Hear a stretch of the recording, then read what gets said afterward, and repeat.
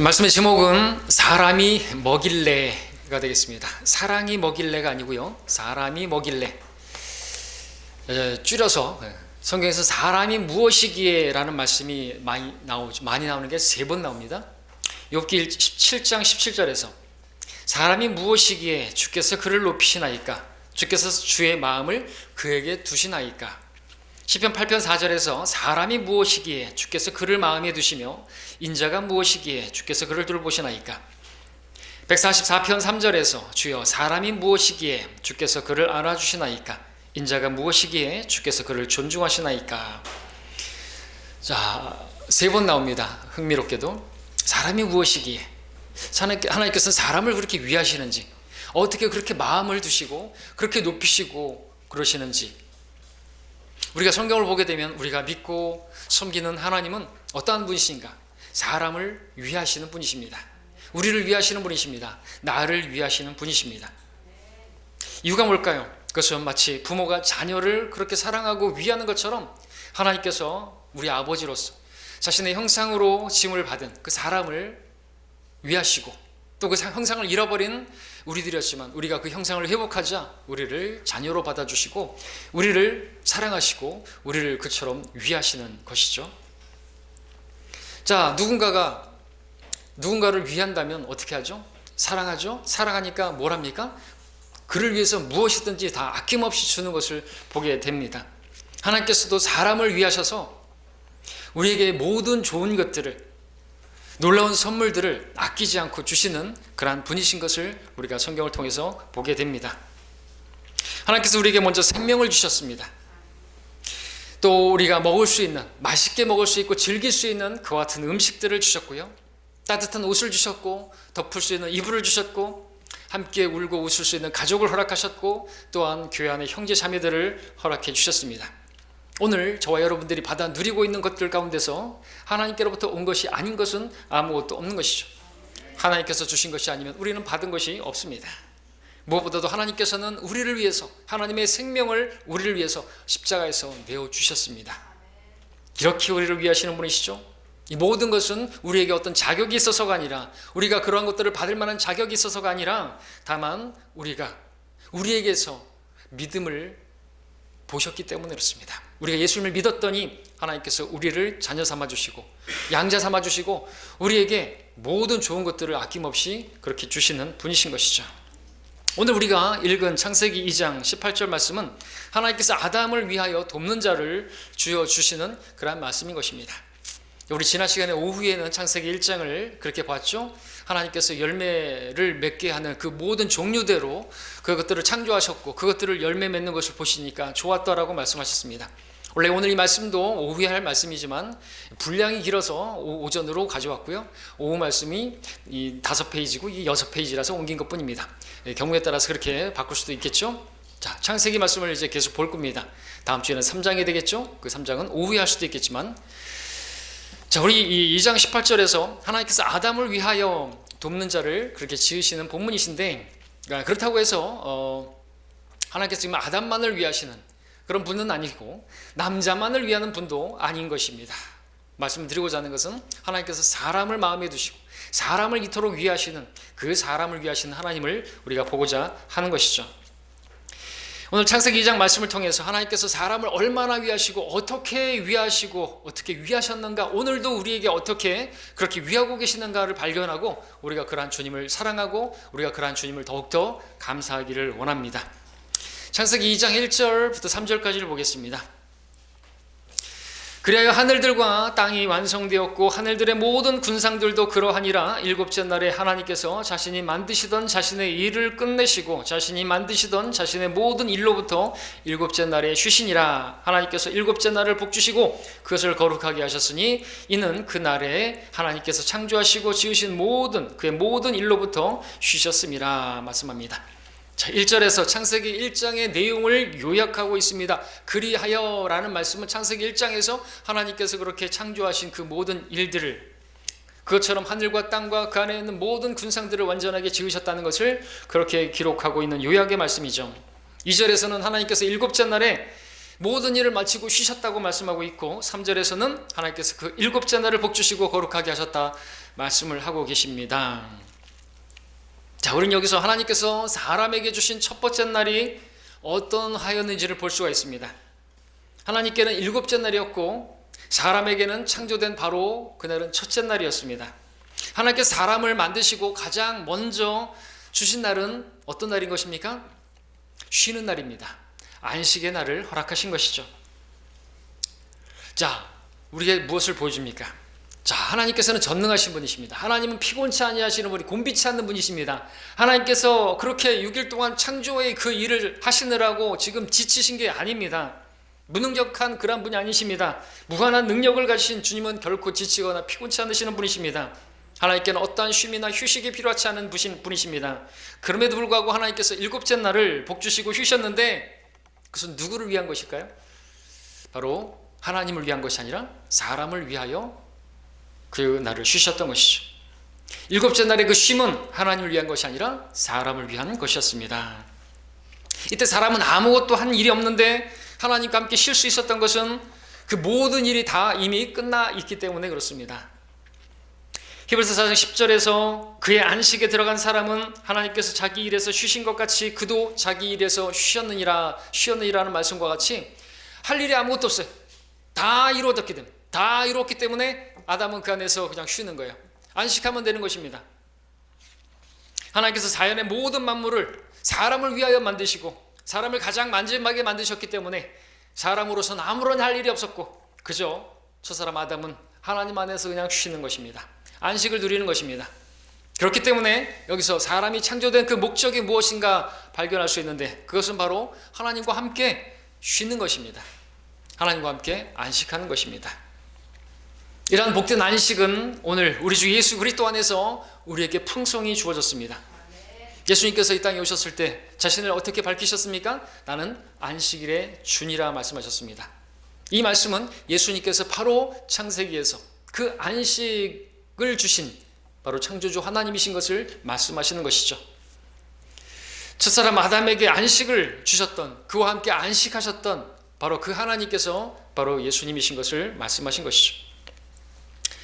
안식교에서는 사람이 안식일을 지킴으로써 안식일을 지켜야 구원을 받는다라고 말하지만 그들은 안식일의 의미를 전혀 모르는 사람들인 것입니다. 하나님께서 사람을 위하여 안식을 허락하신 것이지 안식일이라는 법을 지키게 하시려고 안식을 주시는 것이 아닌 것입니다.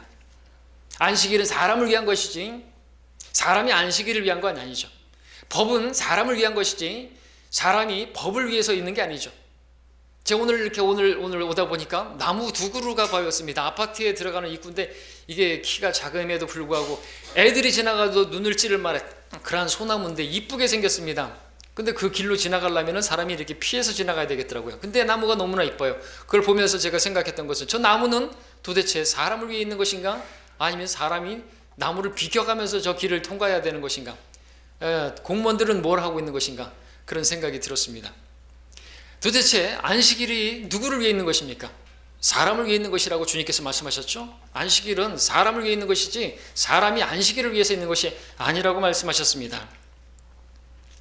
사람이 안식일을 잘 지켜서 참된 안식을 얻는 것이 아니라 오늘날 우리에게 참된 안식을 주시는 예수 그리스도를 믿을 때 완전하고 평안하고 진정한 안식을 누리게 되는 것입니다. 예수님께서 십자가에서 다 이뤘다고 선포하셨습니다. 이것이 우리의 죄에 대한 속죄가 단번에 영원히 완전하게 이루어졌음을 선포하신 것입니다. 예수님은 대제사장으로서 우리의 죄들을 대속하셨고 하나님의 보좌 우편에 앉으셨다고 성경은 반복해서 기록하고 있습니다. 구약의 제사장들은 성막에서 앉을 곳이 없었습니다. 왜냐하면 이스라엘의 백성들의 그 죄들이 끝이지 않았기 때문에 앉을 새가 없었습니다. 앉을 의자도 없었습니다. 제사장들은 늘 서서 섬겨야만 했다고 성경은 기록하고 있습니다. 그러나 예수님께서는 십자가에서 죽으시고 장사되셨다가 부활하셔서 승천하셔서 하나님의 보좌 우편에 앉으셨다고 기록하고 있습니다. 대제사장이신 그분께서 앉으셨다라고 하는 것은 그 모든 사역이 끝났다라는 것을 보여주고 있는 것이죠. 우리는 예수님을 통해서 안식에 들어갔고 우리 또한 그 예수님을 통해서 우리는 천상에 우리가 이미 앉혀졌다고 말씀하고 있는 것입니다. 우린 진정한 안식을 누리고 있는 것이죠. 그러므로 주님께서 그러하신 같이 여러분들도 그래야 되는 것입니다. 우린 천상에 앉혀져 있는 사람들인 거죠. 우린 주님 안에 있으면 안식할 수가 있는 것입니다. 여러분이 세상 가운데 어떤 것들을 추구하고 있다면 여러분들을 안식할 수가 없을 것입니다. 자, 우리 창세기 2장 7절을 보겠습니다. 2장 7절을 보면 이제 주 하나님께서 땅의 흙으로 사람을 지으시고 그의 콧구멍에다 생명의 호흡을 불어넣으시니 사람이 살아있는 혼이 되었더라 말씀하고 있습니다. 자, 하나님께서 사람을 창조하신 좀 더 구체적인 내용을 이제 보고 있습니다. 먼저 하나님께서 사람의 몸을 창조하시기 위해서 가장 좋은 재료를 선정하신 것을 보게 되는 것입니다. 그 재료는 바로 흙이었습니다. 이 흙이 가장 좋은 재료가 될 수 있는 이유는 그 흙으로 지음을 받아야 사람이 하나님만을 바라볼 수 있는, 의지할 수 있는 가장 적합한, 가장 약하지만 가장 좋은 재료가 되는 것이죠. 우리는 진토에 불과합니다. 아무것도 아닌 것이.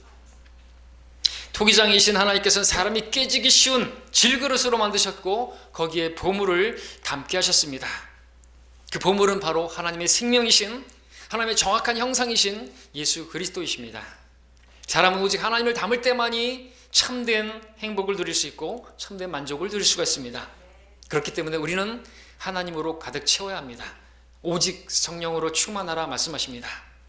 그러면 우리는 참된 만족을 얻을 수 있어요. 참된 평안, 참된 행복을 누릴 수가 있는 것이죠.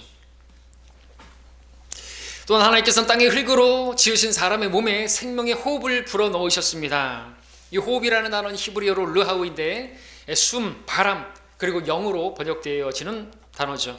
하나님께서 자신의 영을, 자신의 그 생명의 바람을, 자신의 그 생명의 숨을 아담의 콧구멍에 불어넣으셨습니다. 사람에게 생명을 준 것이었죠. 사람이 죽을 때 숨을 거두셨습니다. 주어가 빠졌죠. 하나님께서 숨을 거두시면 사람을 죽는 것이에요. 그 영을 거두시면요, 영은 위로 올라가는 거죠. 하나님께서 주셨던 영은 올라가는 것입니다. 그 혼은 구원받지 않았다면 땅으로 내려가는, 지옥에 들어가는 것이고요. 이것은 사람을 영적인 존재로 만들었다는 것이고 하나님과 교제하고 동행할 수 있도록 그렇게 만들으셨다는 것이죠. 우리가 그렇게 하나님의 형상으로 하나님께서 영을 불어넣으셔서 우리가 존재가 되었는데 범죄함으로 해서 영이 죽었고 우리가 하나님의 형상이신 그분을 받아들였을 때 다시 그 형상을 회복해서 우리가 영이 살아났습니다. 살리는 것은 영이니 마지막 아담 그분은 우리의 영을 살려주시기 위해서 오셨습니다. 그래서 우리는 그 영이신 분과 우리가 교제할 수 있게 되었고 우리는 지금 영과 진리로 하나님께 경배드릴 수가 있는 것입니다. 하나님 말씀은 영이요 생명인데 하나님 말씀을 들을 때 우리는 이해가 되는 것이고 우리는 믿음이 형성되어지는 것이고 우리는 하나님의 말씀을 통해서 찬양할 수 있게 되는 것이죠. 자, 다음으로 하나님께서는 땅의 흙으로 만드신 몸에 생명의 호흡을 불어넣었을 때 이제 살아있는 혼이 되었다고 성경은 말하고 있습니다. 땅의 흙과 생명의 호흡이 만나자 사람은 살아있는 혼이라고 하는 바로 사람이 탄생하게 된 것이죠. 이 혼에 대해서 성경은 뭐라고 말하고 있습니까? 바로 나 자신이라고 말하고 있습니다. 사람의 혼은 지성과 감정과 의지를 가지고 있고 무엇을 선택할 수 있는, 결정할 수 있는 우리 자신, 자유롭고 독립적인 인격을 말합니다. 성경은 첫사람 아담을 가리켜 살아있는 혼이라고 말씀하십니다. 혼. 근데 이 혼이 바로 나하고 이 혼이 더럽혀질 수가 있죠. 깨끗해져야 할 필요가 있습니다. 왜냐하면 그렇지 않으면 하나님의 심판의 대상이 혼이기 때문에 그렇습니다. 레위기에서는 짐승의 피를 통해서 사람의 혼이 속죄될 수 있다고 말씀하시는데 이것은 사람의 혼이 죄를 통해서 더럽혀질 수 있다는 것을 보여주고 있습니다. 또한 사람의 혼은 깨끗하게 되어야 함을 보여주는 것이죠. 성경에서 다른 곳에서 이 혼에 대해서 또 말씀하시는데 몸은 혼을 담고 있는 그릇이라고 말하고 있습니다. 사람의 몸에서 혼이 떠나면 사람은 죽는 것입니다. 그래서 어머니들이 끔찍한 말을 많이 하는데 너 혼나볼래? 이것은 혼이 몸에서 떠나볼래? 라는 말인 것이고 몸에서 혼이 떠나면 죽는 것입니다. 야곱의 아내인 라헬이 죽게 되었을 때 성경은 그녀의 몸에서 그 혼이 떠나려 할 때라고 표현하고 있습니다. 사람의 몸은 무덤에 묻혀 이제 썩기 시작하면 그 몸은 흙으로 돌아가지만 사람의 혼은 몸에서 떠나서 어디론가 가게 되는데 누가복음 16장의 나사로처럼 낙원에 가기도 하고 누가복음 16장의 그 부자처럼 지옥에 가기도 하는 것입니다. 다윗은 시편에서 기록하기를 주께서 내 혼을 지옥에 내버려두지 아니하실 것이라고 말했는데, 이처럼 사람의 혼은 지옥으로 떨어지게 되는 것임을 보여주는 것입니다. 사람의 혼에 대해서 성경 많이 말하고 있지만, 성경을 통해서 우리가 알 수 있는 한 가지 사실은 이 혼은 바로 사람의 본질이고 바로 나 자신이라는 것입니다. 자, 하나님께서 사람을 이렇게 영과 혼과 몸으로 그렇게 지으셨습니다. 히브리서 4장 12절에서는 하나님의 말씀은 영과 혼과 그리고 관절과 골수를 찔러 가른다고 말씀하고 있습니다. 우리가 하나님의 말씀을 대하게 되면 우리가 하나님을 알게 되고, 우리는 영적인 것이 무엇이고 혼적인 것이 무엇이고 육적인 것이 무엇인지 또 우리가 판별할 수도 있는 것이죠. 우리가 하나님의 말씀을 배우는 것은, 그래서 우리가 하나님께 속한 이 영적인 것들을 선택하는 것을, 우리의 혼이 내가 의지를 가지고 내 감정을 가지고 내 지성을 가지고 하나님을 선택하는 바로 그것을 하나님께서 원하시는 것입니다. 그것이 우리가 하나님을 선택하는 것이기, 하나님을 사랑하는 것이기 때문에 그렇습니다. 자, 하나님께서는 우리에게 하나님의 성전이며 또 산 제물로 드릴 수 있는 이 몸을 주셨고요, 또 하나님을 인식하고 하나님과 동행할 수 있는 영을 주셨고요, 또 하나님의 뜻을 분별하며 하나님의 뜻을 따를 수 있도록 우리 혼을 창조하신 것입니다. 그러므로 우리는 우리의 마음을 다하고 우리의 혼을 다하고 우리 힘을 다해서 하나님을 사랑해야 하는 것입니다. 자, 이제 창세기 2장 8절 9절을 보겠습니다. 또 주 하나님께서 에덴의 동편에 동산을 세우시고 그가 지으신 그 사람을 그곳에 두시며, 주 하나님께서 보기에 즐겁고 양식으로 좋은 모든 나무를 그 땅 위에서 자라게 하시니, 동산 가운데는 생명나무와 선과 악의 지식의 나무도 있더라 말씀합니다. 자, 8절 말씀처럼 하나님께서 첫사람 아담에게 에덴 동산을 주셨습니다. 그를 위해서. 9절 말씀처럼 보기에도 즐겁고 먹기에도 정말 좋은 그런 모든 좋은 그 나무들을 사람을 위해서 양식으로 주셨습니다. 그래서 우리가 아름다운 풀을 보고 또 우리가 나무를 보고 그럴 때보다, 그리고 아름다운 그뿐만 아니라 거기에 맺어지는 과일들을 먹으면서 하나님께서 얼마나 우리 사람을 위하셨는가, 우리를 위하시는 분이신가 우리가 생각할 수 있어야 하고 감사할 수 있어야 되겠죠. 자, 이제 함께 16절 17절 보겠습니다. 주 하나님께서 그 사람에게 명령하여 말씀하시기를, 동산의 모든 나무에서 나는 것을 내가 마음대로 먹을 수 있으나 선과 악의 지식의 나무에서 나는 것은 먹지 말라. 내가 거기서 나는 것을 먹는 날에는 반드시 죽으리라 하시니라. 자, 하나님께서 사람을 위하여 모든 자연 만물을 주셨고 안식을 주셨고 생명을 주셨고 과일 나무들을 주셨고, 또 우리 여기서 한 가지를 더 주신 것을 보게 되는데, 그것은 바로 경계를 주셨다는 거죠. 울타리를 주셨다는 거죠. 사람이 넘지 말아야 할 경계, 제한을 주셨다라는 것입니다. 하나님께서 먼저 아담에게 동산의 모든 나무에서 나는 그 모든 열매들을 다 먹을 수 있는 자유를 허락해 주셨습니다. 그 모든 것은 하나님의 은혜였고 또 하나님의 자비였습니다. 선물이었습니다. 그런데 17절에서 한 나무가 금지된 것을 보게 되는데, 그것은 바로 선과 악을 알게 하는 지식의 나무였습니다. 퀴즈. 하나님께서 왜 이 선과 악의 지식의 나무에서 나는 그 열매를, 좀 말이 기니까 선악과라고 할게요, 이 선악과를 만드셨던 것인가, 그리고 왜 이것을 금지하셨던 것인가 아시죠? 하나님께서 모든 나무들은 쉽게 창조할 수가 있었는데 이 나무만은 유독 만들기가 너무나 힘들어서 그 나무를 만드는데 너무 애를 쓰시던 나머지, 그리고 이제 그 없앨 수 있는 능력이 없어서, 아니면 그건 뭐 제초제를 뿌려도 안 되는 그런 나무라서 없앨 수 없는 그런 상황이라, 아니면은 너무나 먹음직스럽고 그래서 아담이 먹으면 아까워서 혼자만 드시려고, 그런 것은 분명히 아니죠. 자, 이게 너무나 해로운데 하나님의 능력으로도 제거할 수 없는 방법이 없어서 동산 가운데 두실 수밖에 없었던 것도 아닐 것입니다. 그냥 내버려 두실 수밖에 없는 것 아니었을 것입니다. 그렇다면 왜 하나님께서 이 나무를 그렇게 동산 가운데 두시고 금지하시고 그렇게 울타리를 두셨던 것인가? 두 가지로 말씀드릴 수 있죠. 중요합니다. 하나는 하나님께서 사람을 사랑하신 것처럼 사람도 하나님을 사랑하기를 원하셨던 것입니다. 하나님께서 사람을 로봇으로 만들지 않으셨습니다. 스스로 판단하고 결정하고 선택할 수 있는 독립적이고 자유로운 혼으로 창조하셨습니다.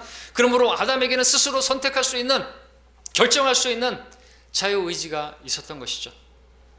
하나님께서 아담이 선택의 기로에서 스스로의 원함과 결정으로 하나님께서 원하시는 것을 선택하기를 바라셨던 것입니다.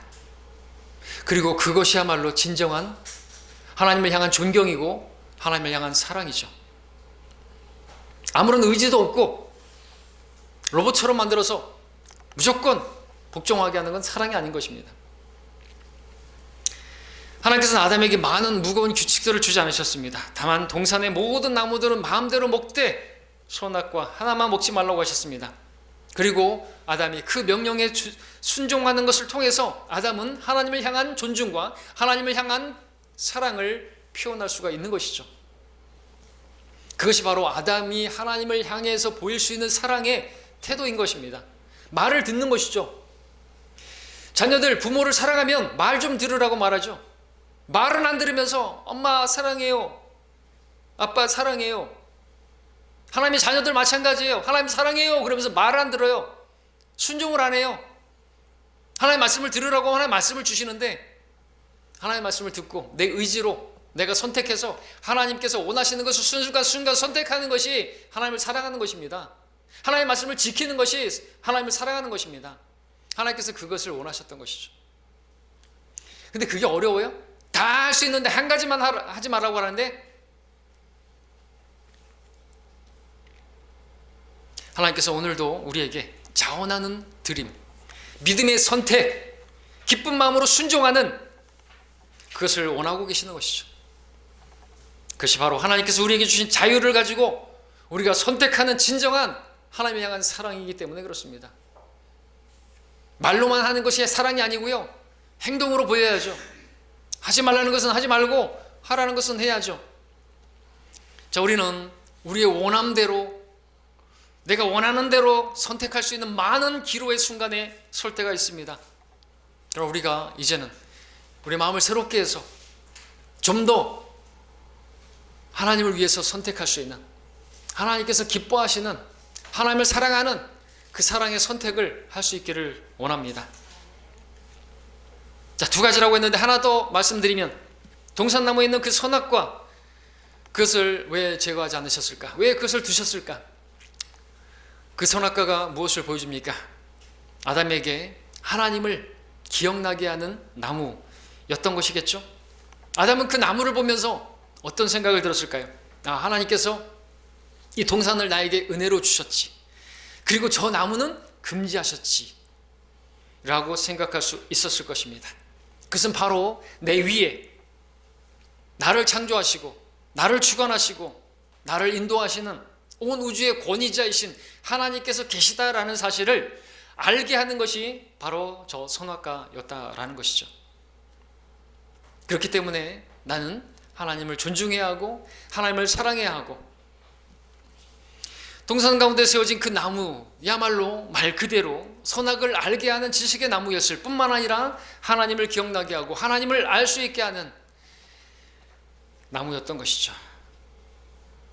이처럼 하나님께서 여러분에게 어떤 제한을 두셔서 여러분으로 하여금 하나님을 바라보게 하시고 기억나게 하시고 또한 감사하게 하시는 것을 볼 수가 있습니다.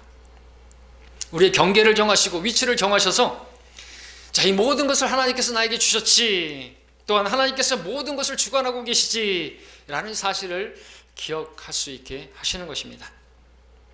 그러므로 우리는 마음대로 자유를 누리든지 아니면 어떠한 제한을 받고 금지를 당하든지 그 모든 일에 있어서 참으로 나를 위하시는 그 하나님께 감사하고 하나님을 기억하고 하나님을 더욱 알아가야 할 것입니다. 자유를 누리고 있습니까? 하나님을 기억하십시오. 제한을 받고 있습니까? 하나님을 기억하십시오. 하나님을 선택하십시오.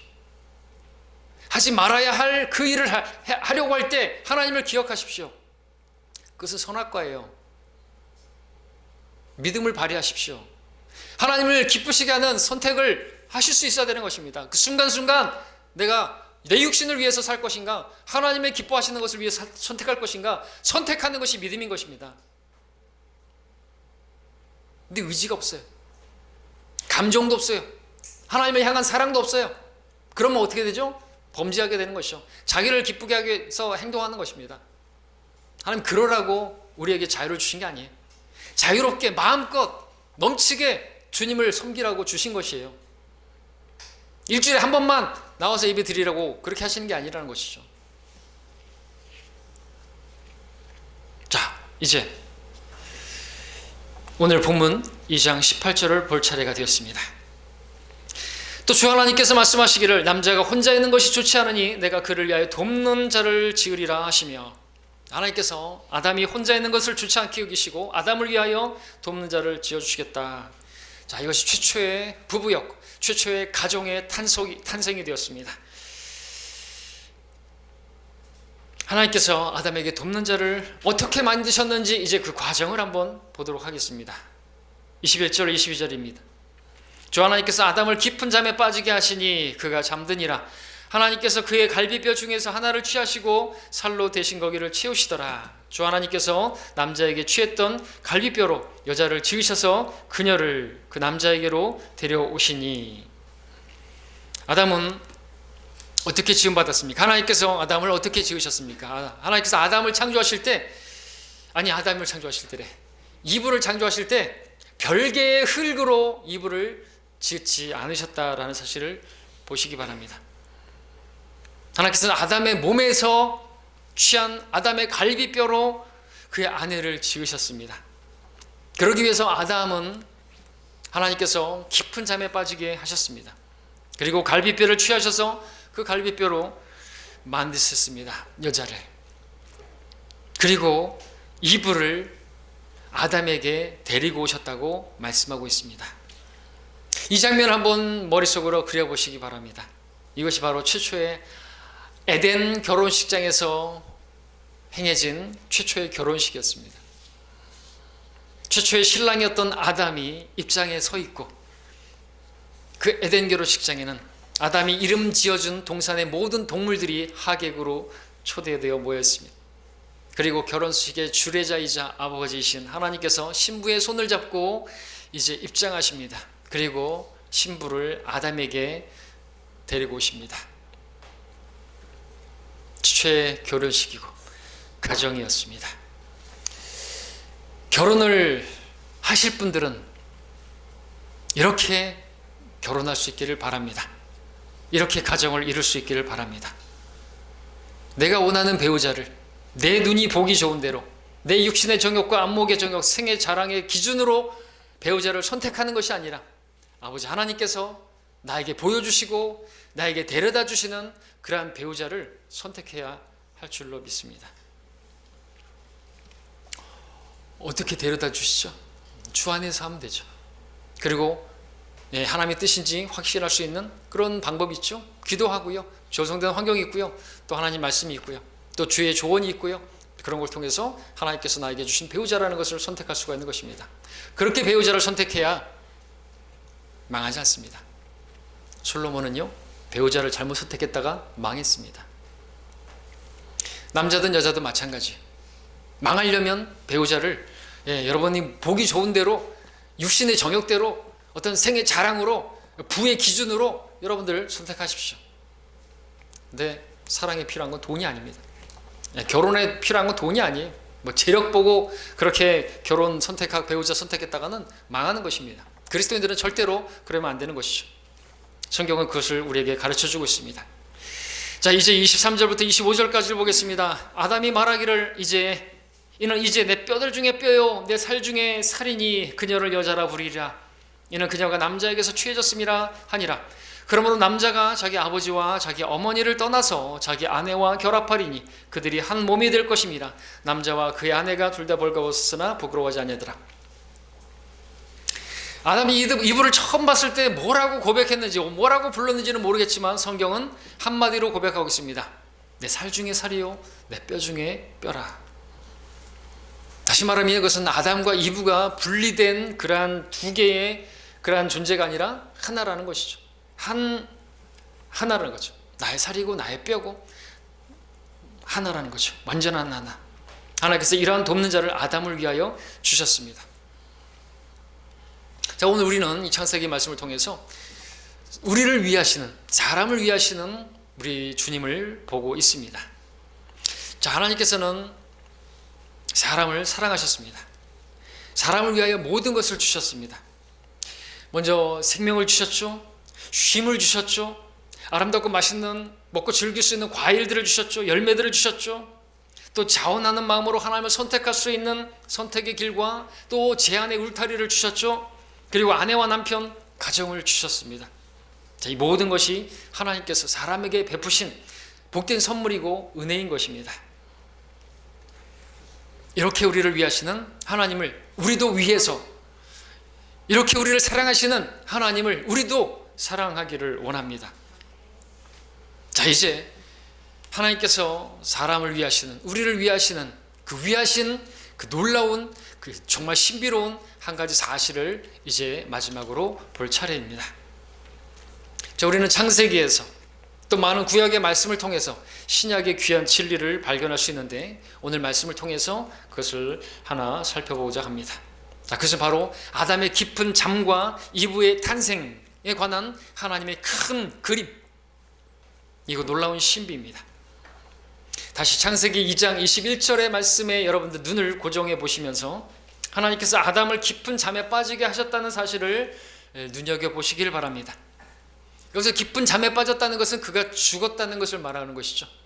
어떤 사람은 여기서 마취제를 발견하겠죠. 수술을 시키는데 하나님께서 완전히 잠에 빠지게 만들었다 그랬는데, 그래서 수면 마취 그런 것을 개발했죠. 근데 여기서 그냥 수면 정도가 아니라 죽은 것입니다. 깊은 잠에 빠졌다 이거죠. 단순한 잠이 아니었습니다. 우리 성경에서 잠이라는 단어와 죽음이라는 단어가 같이 나오는 것을 보게 되는 것이죠. 예수님께서는 자신이 사랑하던 나사로가 죽었을 때 그가 잠들었다고 깨우러 가자고 말씀하셨습니다. 예수님께서 다시 이 땅에 오실 때 잠들었던 성도들을 일으켜 세우실 것을 말씀하셨습니다.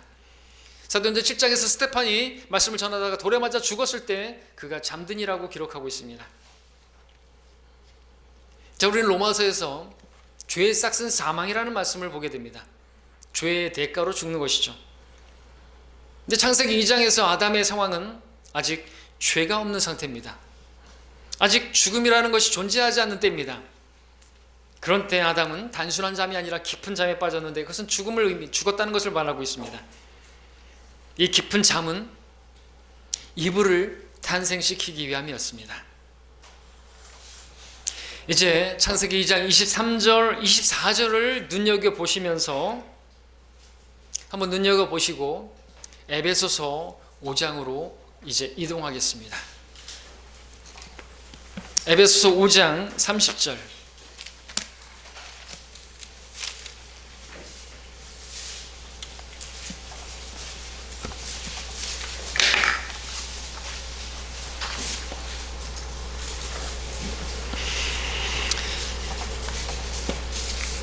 (30절부터 32절까지를) 읽겠습니다. 이는 우리가 그의 몸과 그의 살과 그의 뼈의 지체임이라. 이런 까닭에 남자가 자기 아버지와 어머니를 떠나 자기 아내와 결합하여 그 둘이서 한 몸이 될지니라. 이것은 위대한 신비라. 그러나 나는 그리스도와 그 교회에 관하여 말하노라 말씀하고 있습니다. 30절의 말씀은 아담이 했던 말을 기억나게 합니다. 아담이 이브에게 말했던 게 뭡니까? 내 살 중에 살이요 내 뼈 중에 뼈라고 했던 것처럼 지금 여기서 교회가 예수님의 몸이고 예수님의 그 살과 그분의 뼈의 지체라고 말하고 있습니다. 31절 말씀은 창세기 2장 24절의 말씀을 동일하게 반복해주고 있습니다. 그리고 32절의 말씀은 이러한 가정의 신비도 위대하지만 정말 말하고 싶은 것은 바로 예수 그리스도 신랑이신 그분과 신부인 교회의 신비가 정말로 신비롭고 크다는 것을 말씀하고 있는 것이죠. 그렇다면 에베소서 말씀에서 왜 창세기 2장의 말씀을 가져오면서 그리스도와 교회의 신비에 관해서 말하고 있는 것입니까? 그 이유는 하나님께서 창세기를 창세기 2장에서부터 아담을 창조하실 때부터 자신의 죽음을, 그리고 자신의 죽음을 통해서 교회를 탄생시킬 것을 계획하셨다라는 것이죠. 창조를 시작하실 때부터 이미 하나님께서는요, 당신의 죽음과 그리고 교회의 탄생을, 자신의 죽음, 그 죽음을 통한 그 교회의 탄생을 다 미리 큰 그림을 그리고 계셨다라는 것입니다. 아담의 깊은 잠은 예수님의 죽으심을 예표하는 것이고요, 아담의 갈비뼈는요, 예수님의 그 옆구리의 상처를 예표하는 것이죠. 예수님께서 창에 찔려서 그 다섯 번째 갈비뼈를 찌르는 것이죠. 그렇게 죽임을 당하는 것입니다. 자, 그런데 아담은 이브의 죄를 속죄하기 위해서 잠든 것이 아니었죠. 아담은 이브를 용서하기 위해서 그렇게 잠든 것도 아니었습니다. 아직 이브는 존재하지도 않았습니다. 아담이 잠든 것은 오직 한 가지 목적이었는데, 그것은 이브를 탄생시키기 위한 목적이었습니다. 이 그림은 바로 예수님께서 십자가에서 죽으신 이유를 우리에게 새롭게 보여주는데, 물론 우리 주님은 우리의 죄 때문에 우리를 위하여 화목제물로 그렇게 우리의 속죄를 위해서 죽으셨습니다. 그런데 우리가 아담과 이브의 그림을 통해서 예수님을 본다면, 예수님은 교회를 얻기 위해서, 신부인 여러분들을 얻기 위해서 그렇게 죽으셨다는 것을 발견하게 되는 것이죠. 창조주 하나님이신 주 예수 그리스도께서는 창세기 2장에서부터 창조의 역사를 진행하시면서 그때 이미 자신의 죽음 그리고 교회의 탄생에 대한 그림을 그려놓고 계신 것입니다. 우리 창세기 22장에서도 볼 수가 있죠. 하나님께서 친히 자신을 번제슬 어린 양으로 예비하실 것이라는 것을 또 우리가 보게 되었습니다. 이러한 내용들을, 이러한 성경의 기록들을 보면서 우리는 바울처럼 고백하지 않을 수가 없습니다. 오 깊도다 하나님의 지혜와 지식의 부요함이여, 하나님이 아니고서야 어찌 이런 기록이 만들어질 수가 있겠습니까? 하나님이 아니시면 이렇게 엄청난 이 우주적인 그림을 그려놓고 있을 수가 있는 거죠. 사람들은 뭐 큰 그림 얘기 많이 하는데 이보다 더 큰 그림은 없는 것이죠. 자, 이제 우리 마지막으로 에베소 3장 10절 11절을 보겠습니다.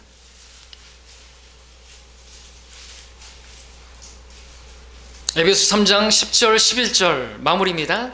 이제 우리 함께 읽죠. 시작. 이는 이제 교회를 통하여 천상에 있는 정사들과 권세들과 하나님의 다양한 지혜를 알게 하려는 것이라. 이것은 하나님께서 그리스도 예수 우리 주 안에서 계획하신 영원한 목적에 따른 것이니라. 그래서 이것은이라는 게 뭡니까? 바로 교회를 말하는 것이죠. 이 교회는 하나님의 영원한 목적에 따른 것이라고 말하는 것입니다. 교회는 아버지 하나님께서 예수 그리스도 안에서 작정하신 영원한 목적에 의한 그러한 작품이라는 것이죠. 교회는 단지 사람들이 그냥 교회에 더 모이다 보니까 생겨난 것이 아닌 것입니다.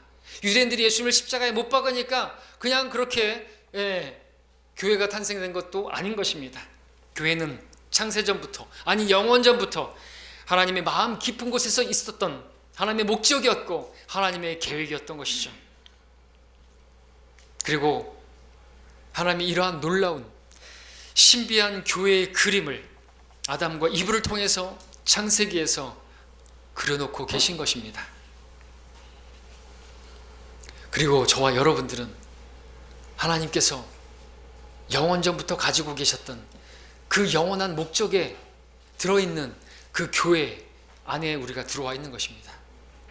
가만히 좀 생각해 보십시오.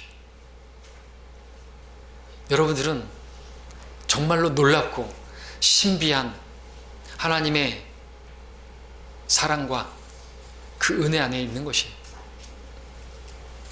자, 오늘 우리는 사람을 위하는, 우리를 위하시는 우리 주님이 얼마나 우리를 위하셨는가 하나하나 살펴봤습니다. 말씀을 마치면서 하나님께서 우리에게 정말 가장 궁극적으로 주시고자 하시는 정말 놀라운 것은 다름 아닌 교회였다는 것을 보게 되었습니다. 예수님은 교회의 머리가 되시고 자신의 몸인 교회를 세우시고 저와 여러분들을 그 교회에 살이고 뼈인 지체로 불러주셨습니다. 이것은 영원전부터 작정된 창세기에서부터 그려놓으신 하나님의 목적이고 그림이었습니다. 정말로 놀랍고 정말로 이해가 안 되는 것은 오늘 바로 내가 창세기부터 그려진 그 영원한 그림 안에 그 중심에 들어와 있다는 것입니다. 저와 여러분이 무엇이걸래? 사람이 무엇이길래? 우리가 도대체 무엇이 간데 우리를 이렇게 위하시고 이렇게 우리를 사랑하시고 우리에게 이런 은혜를 주시는 거예요. 오늘 우리가 그 안에서 주님을 따르고 있고 주님을 섬기고 있습니다. 교회는 너무나 소중합니다. 소중한 이유는 하나님께서 교회를 이처럼 소중하게 여기시기 때문에 그렇죠. 교회는 아름답습니다. 교회가 아름다운 이유는 바로 그리스도의 신부이기 때문에 그렇습니다. 오늘 우리는 이러한 교회, 사랑하는 형제 자매들을 주신 주님을 우리는 찬양해야 합니다. 하나님께서 교회를 사랑하신 것처럼 우리도 마음을 다하고 혼을 다하고 힘을 다하여 교회를 사랑해야만 합니다. 우리가 참으로 주님께서 작정하신 영원한 목적에 그 안에서 하나님을 사랑하되 마음과 혼과 힘으로 다해서 주님을 따르기를 원합니다. 우리를 위하시는, 그래서 우리를 사랑하셔서 이렇게 우리를 위하여 생명을 내어주시고 또 그러한 생명을 주신 주님께서 우리를 신부 삼아 주시고 이렇게 아낌없이 모든 것을 주고 계시는 우리 주님을 우리가 더 알기 원하고 더 감사하기 원하고 더 사랑하기를 원합니다.